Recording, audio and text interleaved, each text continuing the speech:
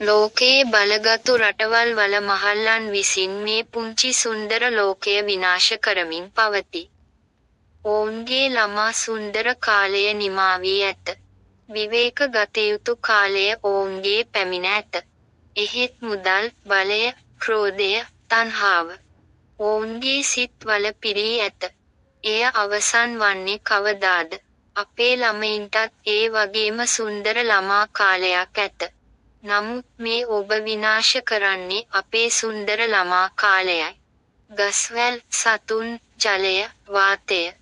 මේ ලස්සන පෘථුවිය විනාශ කරමින් සිටී. මුදල්, බලය, තණ්හාව මුළු ලෝකයම මිනිස්සුන්ද විනාශය කරා පැමිණ ඇත.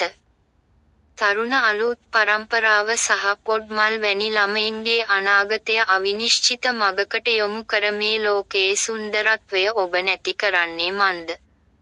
මහල්ලෙනි, ඔබගේ කාලය අවසන්ව ඇත. ඔබගේ දරුවන්ගේ කාලය තවමත් ඉතිරිව ඇත. මේ දරුණු යුද්ධය නතර කර ඒ මල් කැකුළු වලට පිපෙන්නේ කාලය ලබා දෙන්න. ඔබ ගැන නොව ඔබේ දරුවගේ අනාගතය පිළිබඳව සිතන්න දැන් කාලය පැමිණ ඇත.